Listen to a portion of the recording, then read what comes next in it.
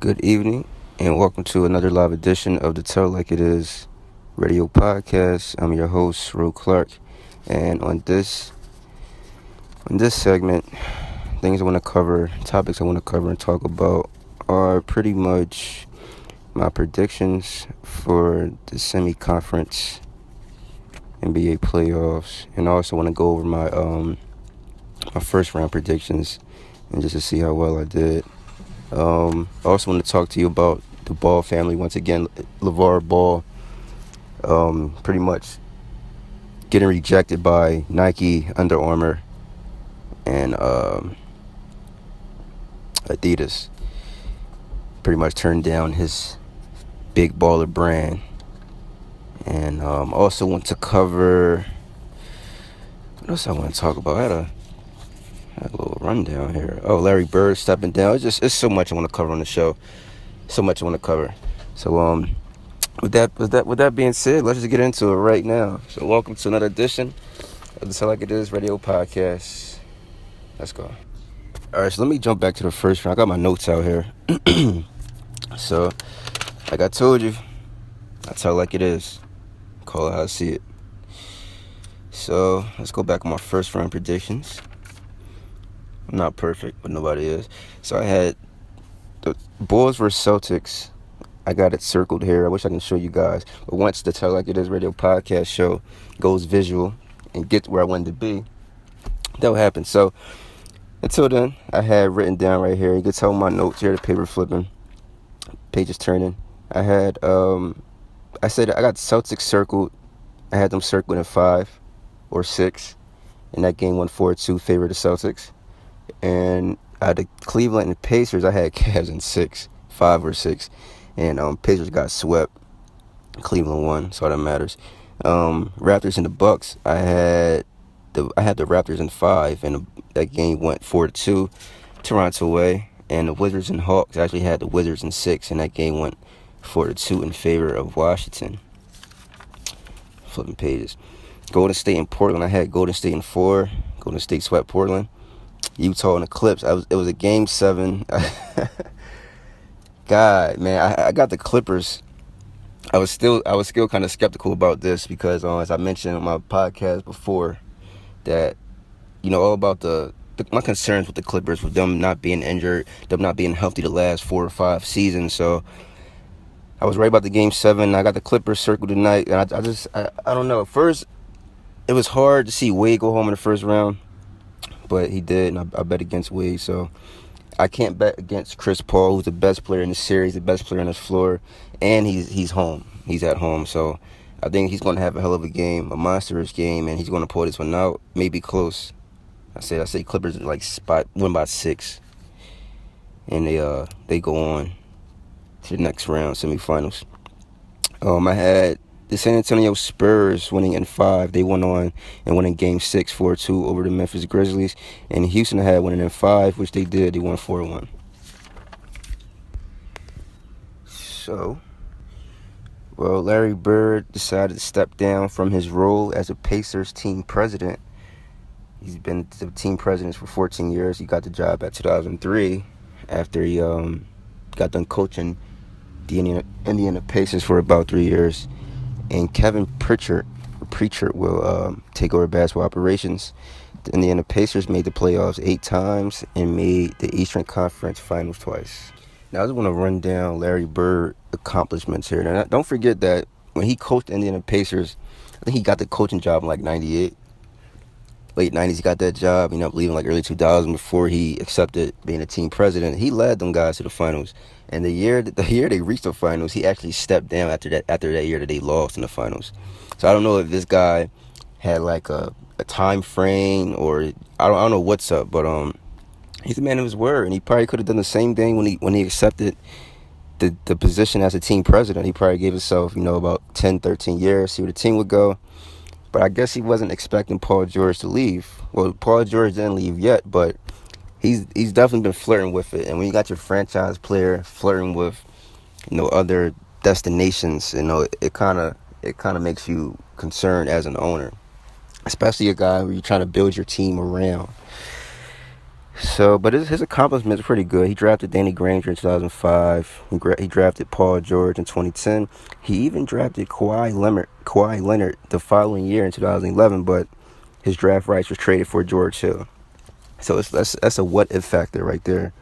But Larry Bird, wish you the best. And who knows, maybe Paul George could have, text Larry and just told him, I don't think I'm going to return it, or there's a good chance that I'll be going somewhere else. So I mean, that could have taken place, because he definitely just stepped down before Paul George even decided where he was going to go and what he was going to do. Lonzo Ball said that he will not attend the combine, the NBA combine, along with other top prospects who are thinking about doing the same. I don't have a problem with this. It's not the first time it happened. He's not the first player. Ben Simmons did this, and this had no impact on his draft position. And also, along with Ben Simmons, Karl Anthony Towns did it, Joel Embiid did it, Jabari Parker refused, and Andrew Wiggins refused. So I don't have a problem with it. I mean, you're going to be a top 5 prospect. You know that going into your freshman year. Why would I need to do extra stuff and continue to prove who I am when my name and my game already done that? I feel like the combine is kind of like the summer league. It's for players who maybe stayed in college for 4 or 3 years, or didn't have that big of a name, and and they put their name in the draft without hiring an agent, and because they know that depending on how they do in the summer league and how they do in the NBA draft combine, that will determine their stock. So that's how I look at it. And I think it's for those players. But if you're a top 5 pick, I wouldn't even go to the damn combine. What's the point? Well, LaVar Ball made the headlines again. This time, Adidas, Reebok, and Under Armour told him no. He's trying to get them to co-partner with his Big Baller brand. I don't have a problem. I had this debate on Facebook. I don't have a problem with a father doing this for his sons. Cause like I said, a lot of us who grew up fatherless, we would have killed to have our dad in our corner supporting us, installing so much confidence in us, and for us to live up to it. So, I mean, that's major. So I'm not taking nothing from this man. I'm not gonna bash this man. None of that. Because of the fact I like this, I like what he's doing, and I like the fact how he's in his son's corner 100%. Doesn't care who's in their face and who says what about it. He don't care. The only issue, I understand what you're trying to do.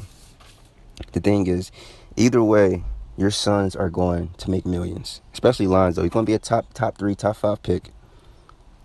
LaMelo, D'Angelo, they'll come along. Once all 3 of these guys are in the NBA, and we're all hoping and kind of assuming here that these guys will be as good as Lonzo was on a collegiate level. We're still waiting to see what Lonzo does on a professional level. They're going to get the contracts. They're going to have the money. So how about we sign with a Nike, sign with Under Armour, whoever, and then once my son come and make an impact on his game, then we could talk about co-partnering, branching off, or even doing my own thing. But it's just like, you're coming. If I'm Nike, if I'm the shoe company, you're coming to me, and you're pretty much asking me to have faith, to have hope in your sons, and take it for granted. Like, Lonzo Ball is the same issue I had with Andrew Wiggins last game in the tournament. Andrew Wiggins had 2 points after coming off a 40-point performance. He had 2 points. I didn't see him being number 1 pick after that, because you're not consistent. Now, and just the way you went out. Now look at Ball. His last game was the Sweet 16 versus Kentucky, which I was watching, and De'Aaron Fox was balling his ass off. Like, Fox finished the game with 39. I think Ball had about 14. A very nonchalant game for Ball. It was like, you know what? I don't think we're going to beat these dudes. It's my last game. Just go here, just play, go through the motions. Because I'm going to be in the draft. My name's going to be getting called in June. And that's how I think he approached the game. Could be wrong, but I just didn't see him playing as hard. And like I said, Fox is just busting butt out there. So my whole thing is, let them play first, and then we can go ahead and we can ask for this contract. Because I don't disagree. But as far as Nike and Under Armour executives saying, LaVar Ball is the worst thing to happen in basketball in the last 100 years, I don't agree with that. He's doing what every father should do. Stand in his son's corner and install that confidence.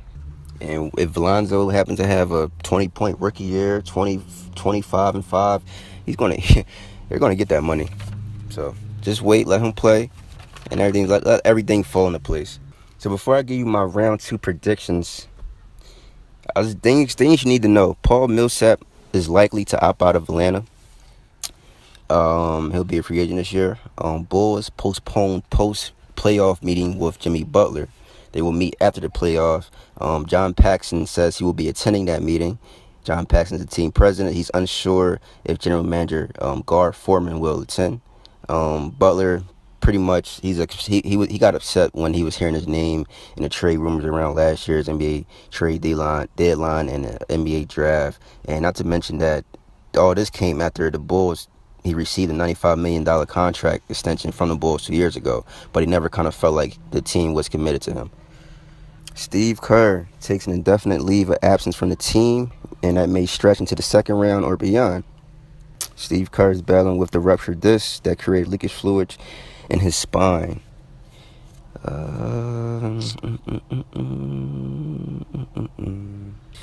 Alright, well, that's it. Before I get out of here, let me give you guys my round 2 playoff predictions. So, out of the Cavs and the Raptors, I'm going to pull. I got Cleveland circled, winning in 5. Wizards and Celtics. It's going to be a close game. I got a close series. I got the Wizards pulling it out in the game 7. Still wouldn't be surprised if the Celtics win. I feel like John Wall, the way he dominated Schroeder, he's going to definitely dominate Isaiah Thomas. The only thing is Isaiah Thomas will get his buckets, but as of guarding that man, John Wall, nobody can do it. And Bradley Beal, he's going to hit his open shots as well. So I got the Wizards going out and winning in 7. Golden State, if they play the Clippers, I got the Golden State beating the Clippers in 5, and I'm being nice. Without Blake, they can really get swept, and they've been struggling all year.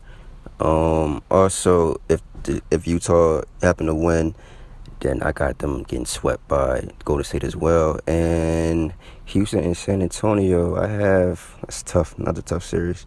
I would have to pick Houston in 7 only because they can outshoot them. They can outshoot San Antonio and outplay them.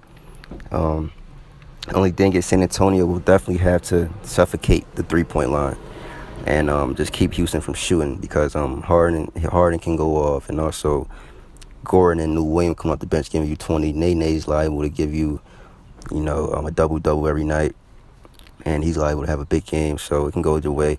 The only thing is San Antonio, they have Kawhi. He's a hell of a player, but at the same time, he's going to need help, either a couple of games from Tony Parker, but the bigs, LaMarcus Aldridge and Pau Gasol, they definitely have to show up in this series.